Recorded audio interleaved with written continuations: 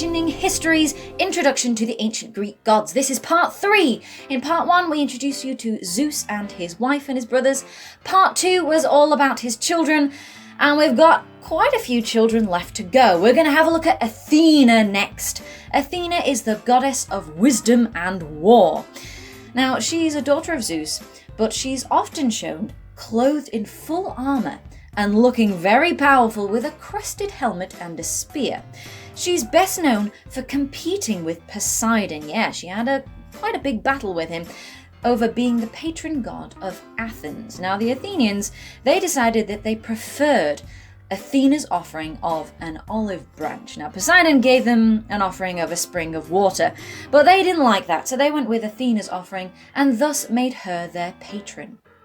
She was also the one god who was known to actually help heroes, rather than hindering them like the other gods did. She helped the Greek heroes in their quests to defeat various monsters.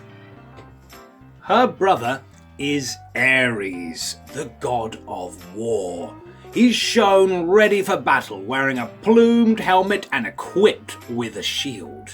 He's known for violence and brutality.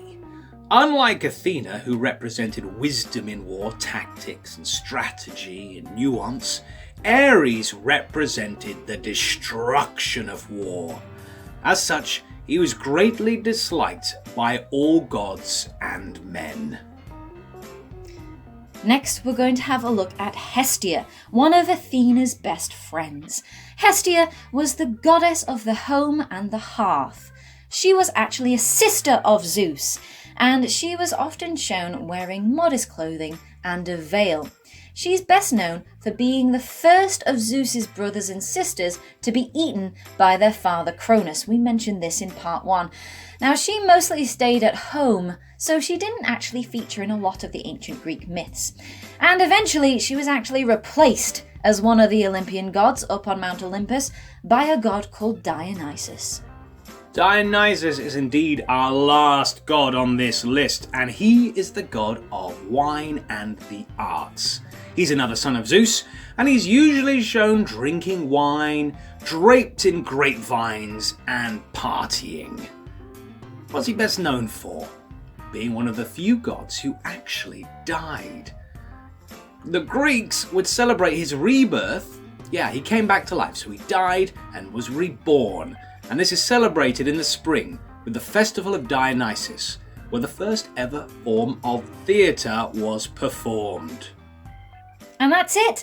That's all you need to know from the main gods and goddesses from ancient Greece. The core, if you will. Thank you very much for joining us, and we'll see you next time. Make sure that you check out all 3 videos in our Introduction to the Ancient Greek Gods series. And if you like this video, make sure you share it with all your friends so we can share all of this wisdom with absolutely everybody. And of course, if you want to hear more from us, make sure you subscribe.